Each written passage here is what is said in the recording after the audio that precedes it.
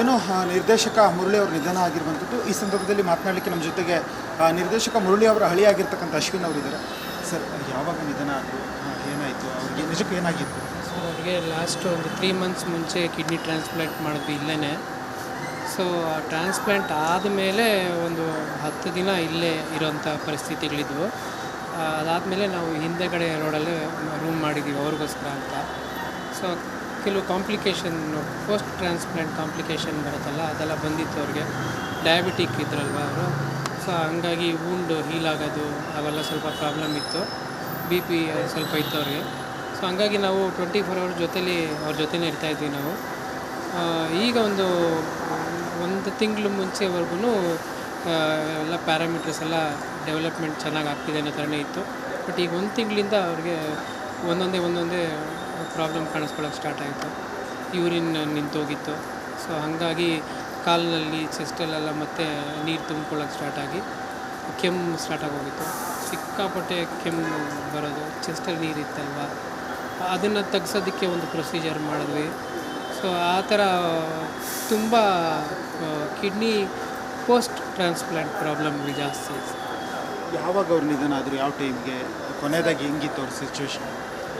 ಈಗ ಒಂದು ವಾರ 7-8 ದಿನದಿಂದ ಮಾತು ನಿಂತೋಗಿತ್ತು ಅವ್ರದ್ದು. ತುಂಬ ಯಾರಾದರೂ ತುಂಬ ಗೆಲುವಾಗಿ ಮಾತಾಡಿದ್ರೆ ಸ್ವಲ್ಪ ಜೋರಾಗಿ ಮಾತಾಡೋರು, ಇಲ್ಲಾಂತಂದರೆ ಅವ್ರಿಗೆ ವಾಯ್ಸ್ ಬರ್ತಾ ಇರಲಿಲ್ಲ. ಈ ಥರ ಇತ್ತು ವಾಯ್ಸ್ ಅವ್ರಿಗೆ. ತಲೆ ಜಾಸ್ತಿ ಎತ್ತಕ್ಕಾಗ್ತಿರ್ಲಿಲ್ಲ, ತಲೆ ಹಿಂಗೆ ಬಗ್ಸಿರೋರು. ತುಂಬ ಸುಸ್ತಿತ್ತು. ಟ್ಯಾಬ್ಲೆಟ್ಸ್ಗಳು ಜಾಸ್ತಿ, ದಿನಕ್ಕೆ 40-45 ಟ್ಯಾಬ್ಲೆಟ್ ತೊಗೋಬೇಕು ಟ್ರಾನ್ಸ್ಪ್ಲಾಂಟ್ ಪೇಷಂಟ್ಸು. ಆಮೇಲೆ ಸ್ಟೆರಾಯ್ಡ್ಸ್ ಎಲ್ಲ ಕೊಡ್ತಾರೆ. ಕಿಡ್ನಿ ರಿಜೆಕ್ಟ್ ಆಗಬಾರ್ದು, ಯಾಕೆಂದರೆ ಬೇರೆ ಬಾಡಿಯಿಂದ ಬಂದಿರೋ ಕಿಡ್ನಿ ಅಲ್ವಾ, ಅದು ರಿಜೆಕ್ಟ್ ಆಗಬಾರ್ದು ಅನ್ನೋಕ್ಕೋಸ್ಕರ ಟ್ಯಾಬ್ಲೆಟ್ ಕೊಟ್ಟಿದ್ದಾರಲ್ಲ, ಆ ಟ್ಯಾಬ್ಲೆಟ್ಟು ಅವ್ರ ಮೇಲೆ ಸ್ವಲ್ಪ ಜಾಸ್ತಿ ಪ್ರಾಬ್ಲಮ್ ಆಗೋಗಿದೆ. ಅಂದರೆ ಅವ್ರ ಬಾಡಿಗೆ ಅದು ಅಷ್ಟಾಗಿ ಹೋಗಲಿಲ್ಲ ಅನಿಸುತ್ತೆ ಲಾಸ್ಟ್ 1 ಮಂತಿಂದ.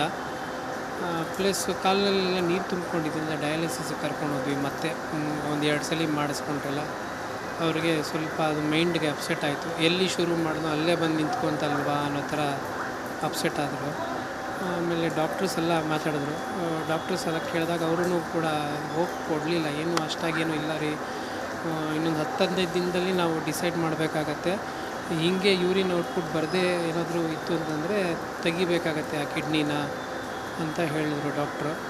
ಸೊ ನಾನು ಅದನ್ನು ಮಾಮಗೆ ಹೇಳೋಕ್ಕೆ ಹೋಗಿಲ್ಲ, ಹೇಳಿದ್ರೆ ಭಯ ಬೀಳ್ತಾರೆ ಅಂತ. ಬಟ್ ಅವ್ರಿಗೆಲ್ಲೋ ಒಂದು ಸ್ವಲ್ಪ ಅದ್ರ ಬಗ್ಗೆ ನನ್ನನ್ನು ಹಿಂಗೆ ದುರ್ಗುಟ್ಕೊಂಡು ನೋಡ್ಬಿಟ್ಟು ಕೇಳೋರು, ಏನಂದ್ರು ಹೇಳು ಅಂತ ಕೇಳೋರು.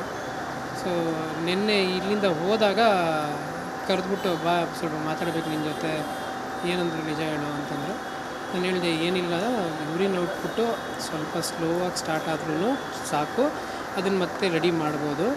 ಬರದೇ ಹೋಗಿದ್ದ ಪಕ್ಷದಲ್ಲಿ ಏನು ಮಾಡಬೇಕು ಅಂತ ಯೋಚನೆ ಮಾಡಬೇಕು ಅಂತ ಹೇಳ್ತಿದ್ದಾರೆ. ತಲೆ ಕೆಡಿಸ್ಕೊಂಬೇಡ, ಸರಿ ಹೋಗತ್ತೆ ಅಂತಂದೆ. ಬಟ್ ಸ್ವಲ್ಪ ಅಪ್ಸೆಟ್ ಆಗಿದ್ದರು. ಆಮೇಲೆ ಮಲ್ಕೊಳ್ಳೋಕ್ಕೆ ಕಷ್ಟ ಆಗೋದು, ಬೆನ್ನು ಇದೆಲ್ಲ ಆಗ್ತಿತ್ತು. ಇವತ್ತು ಬೆಳಿಗ್ಗೆ ಅವ್ರಿಗೆ ಊಟ ತಗೊಂಡು ಹೋಗ್ತಾಯಿದ್ದೆ. ಆವಾಗ ನಮ್ಮ ಹೆಲ್ಪರು ಫೋನ್ ಮಾಡಿದ್ರು, ಅಣ್ಣ ಈ ಥರ ಬಿ ಪಿ ಲೋ ಆಗಿದೆ ಮಾಮನಿಗೆ ಅಂತಂದರು. ಎಷ್ಟಾಗಿದೆಯಪ್ಪ ಅಂತಂದರೆ, ಸರ್ 60 ಬಂದುಬಿಟ್ಟಿದೆ. ಆವಾಗ ಅವರೇ ಹೇಳೋದಂತೆ, ನನಗೆ ಉಪ್ಪು ನೀರು ಕೊಡು, ಬಿ ಪಿ ತಿರ್ಗಾ ನಾರ್ಮಲ್ ಆಗುತ್ತೆ ಅಂತ. ಹಾಗೆ ಮಾಡಿದ ಹುಡುಗ ನಾರ್ಮಲಿಗೆ ಬಂದಿದೆ, ಕೂತ್ಕೊಂಡಿದ್ರು.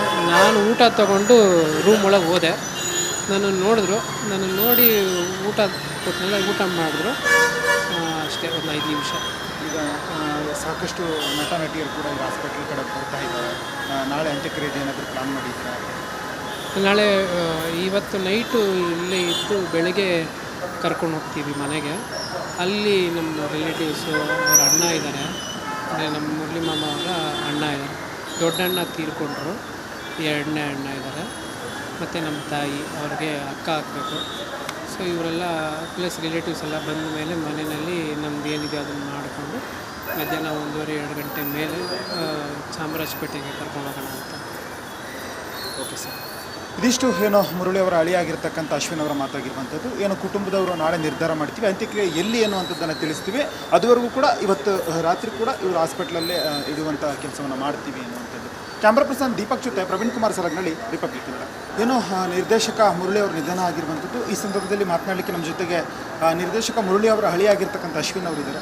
ಸರ್ ಯಾವಾಗ ನಿಧನ ಆದರು, ಏನಾಯಿತು, ಅವ್ರಿಗೆ ನಿಜಕ್ಕೂ ಏನಾಗಿತ್ತು? ಸೊ ಅವರಿಗೆ ಲಾಸ್ಟ್ ಒಂದು 3 ಮಂತ್ಸ್ ಮುಂಚೆ ಕಿಡ್ನಿ ಟ್ರಾನ್ಸ್ಪ್ಲಾಂಟ್ ಮಾಡಿದ್ವಿ ಇಲ್ಲೇ. ಸೊ ಆ ಟ್ರಾನ್ಸ್ಪ್ಲಾಂಟ್ ಆದಮೇಲೆ ಒಂದು 10 ದಿನ ಇಲ್ಲೇ ಇರೋಂಥ ಪರಿಸ್ಥಿತಿಗಳಿದ್ವು. ಅದಾದಮೇಲೆ ನಾವು ಹಿಂದೆಗಡೆ ರೋಡಲ್ಲೇ ರೂಮ್ ಮಾಡಿದ್ದೀವಿ ಅವ್ರಿಗೋಸ್ಕರ ಅಂತ. ಸೊ ಕೆಲವು ಕಾಂಪ್ಲಿಕೇಶನ್, ಪೋಸ್ಟ್ ಟ್ರಾನ್ಸ್ಪ್ಲಾಂಟ್ ಕಾಂಪ್ಲಿಕೇಶನ್ ಬರುತ್ತಲ್ಲ, ಅದೆಲ್ಲ ಬಂದಿತ್ತು ಅವ್ರಿಗೆ. ಡಯಾಬಿಟಿಕ್ ಇದ್ರಲ್ವ ಅವರು. ಸೊ ಹಂಗಾಗಿ ವೂಂಡು ಹೀಲ್ ಆಗೋದು ಅವೆಲ್ಲ ಸ್ವಲ್ಪ ಪ್ರಾಬ್ಲಮ್ ಇತ್ತು. ಬಿ ಪಿ ಸ್ವಲ್ಪ ಇತ್ತು ಅವ್ರಿಗೆ. ಸೊ ಹಂಗಾಗಿ ನಾವು 24 ಅವರ್ ಅವ್ರ ಜೊತೆನೇ ಇರ್ತಾಯಿದ್ವಿ ನಾವು. ಈಗ ಒಂದು ತಿಂಗಳು ಮುಂಚೆವರೆಗೂ ಎಲ್ಲ ಪ್ಯಾರಾಮೀಟರ್ಸ್ ಎಲ್ಲ ಡೆವಲಪ್ಮೆಂಟ್ ಚೆನ್ನಾಗಿ ಆಗ್ತಿದೆ ಅನ್ನೋ ಥರನೇ ಇತ್ತು. ಬಟ್ ಈಗ 1 ತಿಂಗಳಿಂದ ಅವ್ರಿಗೆ ಒಂದೊಂದೇ ಪ್ರಾಬ್ಲಮ್ ಕಾಣಿಸ್ಕೊಳ್ಳೋಕೆ ಸ್ಟಾರ್ಟ್ ಆಯಿತು. ಯೂರಿನ್ ನಿಂತೋಗಿತ್ತು. ಸೊ ಹಾಗಾಗಿ ಕಾಲಿನಲ್ಲಿ, ಚೆಸ್ಟಲ್ಲೆಲ್ಲ ಮತ್ತೆ ನೀರು ತುಂಬ್ಕೊಳ್ಳೋಕೆ ಸ್ಟಾರ್ಟ್ ಆಗಿ ಕೆಮ್ಮು ಸ್ಟಾರ್ಟ್ ಆಗೋಗಿತ್ತು. ಸಿಕ್ಕಾಪಟ್ಟೆ ಕೆಮ್ಮು ಬರೋದು, ಚೆಸ್ಟಲ್ಲಿ ನೀರು ಇತ್ತಲ್ವ, ಅದನ್ನು ತೆಗ್ಸೋದಕ್ಕೆ ಒಂದು ಪ್ರೊಸೀಜರ್ ಮಾಡಿದ್ವಿ. ಸೊ ಆ ಥರ ತುಂಬ ಕಿಡ್ನಿ ಪೋಸ್ಟ್ ಟ್ರಾನ್ಸ್ಪ್ಲಾಂಟ್ ಪ್ರಾಬ್ಲಮ್ಗಳು ಜಾಸ್ತಿ. ಯಾವಾಗ ಅವ್ರು ನಿಧನ ಆದರು, ಯಾವ ಟೈಮ್ಗೆ, ಕೊನೆಯದಾಗಿ ಹೆಂಗಿತ್ತು ಅವ್ರ ಸಿಚುವೇಶನ್? ಈಗ ಒಂದು ವಾರ 7-8 ದಿನದಿಂದ ಮಾತು ನಿಂತೋಗಿತ್ತು ಅವ್ರದ್ದು. ತುಂಬ ಯಾರಾದರೂ ತುಂಬ ಗೆಲುವಾಗಿ ಮಾತಾಡಿದ್ರೆ ಸ್ವಲ್ಪ ಜೋರಾಗಿ ಮಾತಾಡೋರು, ಇಲ್ಲಾಂತಂದರೆ ಅವ್ರಿಗೆ ವಾಯ್ಸ್ ಬರ್ತಾ ಇರಲಿಲ್ಲ. ಈ ಥರ ಇತ್ತು ವಾಯ್ಸ್ ಅವ್ರಿಗೆ. ತಲೆ ಜಾಸ್ತಿ ಎತ್ತಕ್ಕಾಗ್ತಿರ್ಲಿಲ್ಲ, ತಲೆ ಹಿಂಗೆ ಬಗ್ಸಿರೋರು. ತುಂಬ ಸುಸ್ತಿತ್ತು. ಟ್ಯಾಬ್ಲೆಟ್ಸ್ಗಳು ಜಾಸ್ತಿ, ದಿನಕ್ಕೆ 40-45 ಟ್ಯಾಬ್ಲೆಟ್ ತೊಗೋಬೇಕು ಟ್ರಾನ್ಸ್ಪ್ಲಾಂಟ್ ಪೇಷಂಟ್ಸು. ಆಮೇಲೆ ಸ್ಟೆರಾಯ್ಡ್ಸ್ ಎಲ್ಲ ಕೊಡ್ತಾರೆ. ಕಿಡ್ನಿ ರಿಜೆಕ್ಟ್ ಆಗಬಾರ್ದು, ಯಾಕೆಂದರೆ ಬೇರೆ ಬಾಡಿಯಿಂದ ಬಂದಿರೋ ಕಿಡ್ನಿ ಅಲ್ವಾ, ಅದು ರಿಜೆಕ್ಟ್ ಆಗಬಾರ್ದು ಅನ್ನೋಕ್ಕೋಸ್ಕರ ಟ್ಯಾಬ್ಲೆಟ್ ಕೊಟ್ಟಿದ್ದಾರಲ್ಲ, ಆ ಟ್ಯಾಬ್ಲೆಟ್ಟು ಅವ್ರ ಮೇಲೆ ಸ್ವಲ್ಪ ಜಾಸ್ತಿ ಪ್ರಾಬ್ಲಮ್ ಆಗೋಗಿದೆ. ಅಂದರೆ ಅವ್ರ ಬಾಡಿಗೆ ಅದು ಅಷ್ಟಾಗಿ ಹೋಗಲಿಲ್ಲ ಅನಿಸುತ್ತೆ ಲಾಸ್ಟ್ 1 ಮಂತಿಂದ. ಪ್ಲಸ್ ಕಾಲಿನಲ್ಲೆಲ್ಲ ನೀರು ತುಂಬ್ಕೊಂಡಿದ್ದರಿಂದ ಡಯಾಲಿಸಿಸ್ಗೆ ಕರ್ಕೊಂಡೋದ್ವಿ. ಮತ್ತೆ 1-2 ಸಲ ಮಾಡಿಸ್ಕೊಂಡ್ರಲ್ಲ, ಅವ್ರಿಗೆ ಸ್ವಲ್ಪ ಅದು ಮೈಂಡ್ಗೆ ಅಪ್ಸೆಟ್ ಆಯಿತು. ಎಲ್ಲಿ ಶುರು ಮಾಡಿದ್ನೋ ಅಲ್ಲೇ ಬಂದು ನಿಂತ್ಕೊಂತಲ್ವಾ ಅನ್ನೋ ಥರ ಅಪ್ಸೆಟ್ ಆದರು. ಆಮೇಲೆ ಡಾಕ್ಟರ್ಸ್ ಎಲ್ಲ ಮಾತಾಡಿದ್ರು. ಡಾಕ್ಟರ್ಸ್ ಎಲ್ಲ ಕೇಳಿದಾಗ ಅವರೂ ಕೂಡ ಹೋಪ್ ಕೊಡಲಿಲ್ಲ, ಏನೂ ಅಷ್ಟಾಗೇನೂ ಇಲ್ಲ ರೀ, ಇನ್ನೊಂದು 10-15 ದಿನದಲ್ಲಿ ನಾವು ಡಿಸೈಡ್ ಮಾಡಬೇಕಾಗತ್ತೆ, ಹೀಗೆ ಯೂರಿನ್ ಔಟ್ಪುಟ್ ಬರದೇ ಏನಾದರೂ ಇತ್ತು ಅಂತಂದರೆ ತೆಗಿಬೇಕಾಗತ್ತೆ ಆ ಕಿಡ್ನಿನ ಅಂತ ಹೇಳಿದರು ಡಾಕ್ಟ್ರು. ಸೊ ನಾನು ಅದೇ ನಮ್ಮ ಮಾಮಗೆ ಹೇಳೋಕ್ಕೆ ಹೋಗಿಲ್ಲ, ಹೇಳಿದ್ರೆ ಭಯ ಬೀಳ್ತಾರೆ ಅಂತ. ಬಟ್ ಅವ್ರಿಗೆಲ್ಲೋ ಒಂದು ಸ್ವಲ್ಪ ಅದ್ರ ಬಗ್ಗೆ ನನ್ನನ್ನು ಹಿಂಗೆ ದುರ್ಗುಟ್ಕೊಂಡು ನೋಡ್ಬಿಟ್ಟು ಕೇಳೋರು, ಏನಂದ್ರು ಹೇಳು ಅಂತ ಕೇಳೋರು. ಸೊ ನಿನ್ನೆ ಇಲ್ಲಿಂದ ಹೋದಾಗ ಕರೆದ್ಬಿಟ್ಟು ಬಾ ಸ್ವಲ್ಪ ಮಾತಾಡಬೇಕು ನಿನ್ನ ಜೊತೆ, ಏನಂದ್ರು ನಿಜ ಹೇಳು ಅಂತಂದರು.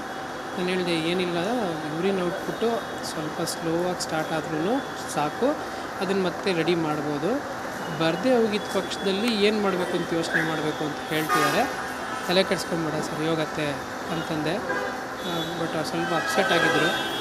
ಆಮೇಲೆ ಮಲ್ಕೊಳ್ಳೋಕ್ಕೆ ಕಷ್ಟ ಆಗೋದು, ಬೆನ್ನು ಇದೆಲ್ಲ ಆಗ್ತಿತ್ತು. ಇವತ್ತು ಬೆಳಿಗ್ಗೆ ಅವ್ರಿಗೆ ಊಟ ತಗೊಂಡು ಹೋಗ್ತಾಯಿದ್ದೆ, ಆವಾಗ ನಮ್ಮ ಹೆಲ್ಪರು ಫೋನ್ ಮಾಡಿದ್ರು, ಅಣ್ಣ ಈ ಥರ ಬಿ ಪಿ ಲೋ ಆಗಿದೆ ಮಾಮನಿಗೆ ಅಂತಂದರು. ಎಷ್ಟಾಗಿದೆಯಪ್ಪ ಅಂತಂದೆ. ಸರ್ 60 ಬಂದ್ಬಿಟ್ಟಿದೆ. ಆವಾಗ ಅವರೇ ಹೇಳೋದಂತೆ, ನನಗೆ ಉಪ್ಪು ನೀರು ಕೊಡು, ಬಿ ಪಿ ತಿರ್ಗಾ ನಾರ್ಮಲ್ ಆಗುತ್ತೆ ಅಂತ. ಹಾಗೆ ಮಾಡಿದೆ, ನೋಡಿದ ನಾರ್ಮಲಿಗೆ ಬಂದಿದೆ. ಕೂತ್ಕೊಂಡಿದ್ರು. ನಾನು ಊಟ ತೊಗೊಂಡು ರೂಮ್ ಒಳಗೆ ಹೋದೆ. ನಾನು ನೋಡಿದ್ರು, ನಾನು ನೋಡಿ ಊಟ ಕೊಟ್ಟನೆಲ್ಲ ಊಟ ಮಾಡಿದ್ರು ಅಷ್ಟೇ, ಒಂದು 5 ನಿಮಿಷ. ಈಗ ಸಾಕಷ್ಟು ನಟ ನಟಿಯರು ಕೂಡ ಈಗ ಹಾಸ್ಪಿಟ್ಲ್ ಕಡೆ ಬರ್ತಾ ಇದ್ದಾರೆ. ನಾಳೆ ಅಂತ್ಯಕ್ರಿಯೆ ಏನಾದರೂ ಪ್ಲಾನ್ ಮಾಡಿದ್ದಾರೆ? ನಾಳೆ ಇವತ್ತು ನೈಟು ಇಲ್ಲೇ ಇದ್ದು ಬೆಳಗ್ಗೆ ಕರ್ಕೊಂಡು ಹೋಗ್ತೀವಿ ಮನೆಗೆ. ಅಲ್ಲಿ ನಮ್ಮ ರಿಲೇಟಿವ್ಸು ಅವ್ರ ಅಣ್ಣ ಇದ್ದಾರೆ, ಅಂದರೆ ನಮ್ಮ ಮುರಳಿ ಮಾಮ ಅವರ ಅಣ್ಣ ಇದ್ದಾರೆ. ದೊಡ್ಡಣ್ಣ ತೀರ್ಕೊಂಡ್ರು, 2ನೇ ಅಣ್ಣ ಇದ್ದಾರೆ, ಮತ್ತು ನಮ್ಮ ತಾಯಿ ಅವ್ರಿಗೆ ಅಕ್ಕ ಹಾಕಬೇಕು. ಸೊ ಇವರೆಲ್ಲ ಪ್ಲಸ್ ರಿಲೇಟಿವ್ಸ್ ಎಲ್ಲ ಬಂದ ಮೇಲೆ ಮನೆಯಲ್ಲಿ ನಮ್ದು ಏನಿದೆ ಅದನ್ನು ಮಾಡಿಕೊಂಡು ಮಧ್ಯಾಹ್ನ 1:30-2 ಗಂಟೆ ಮೇಲೆ ಚಾಮರಾಜಪೇಟೆಗೆ ಕರ್ಕೊಂಡು ಹೋಗೋಣ ಅಂತ. Okay sir. ಇದಿಷ್ಟು ಏನೋ ಮುರಳಿ ಅವರ ಅಳಿಯಾಗಿರ್ತಕ್ಕಂಥ ಅಶ್ವಿನ್ ಅವರ ಮಾತಾಗಿರುವಂಥದ್ದು. ಏನು ಕುಟುಂಬದವರು ನಾಳೆ ನಿರ್ಧಾರ ಮಾಡ್ತೀವಿ, ಅಂತ್ಯಕ್ರಿಯೆ ಎಲ್ಲಿ ಅನ್ನುವಂಥದ್ದನ್ನು ತಿಳಿಸ್ತೀವಿ. ಅದುವರೆಗೂ ಕೂಡ ಇವತ್ತು ರಾತ್ರಿ ಕೂಡ ಇವರು ಹಾಸ್ಪಿಟ್ಲಲ್ಲೇ ಇಡುವಂಥ ಕೆಲಸವನ್ನು ಮಾಡ್ತೀವಿ ಅನ್ನುವಂಥದ್ದು. ಕ್ಯಾಮ್ರಾ ಪರ್ಸನ್ ದೀಪಕ್ ಜೊತೆ ಪ್ರವೀಣ್ ಕುಮಾರ್ ಸರಗ್ನಳ್ಳಿ, ರಿಪಬ್ಲಿಕ್ ಕನ್ನಡ.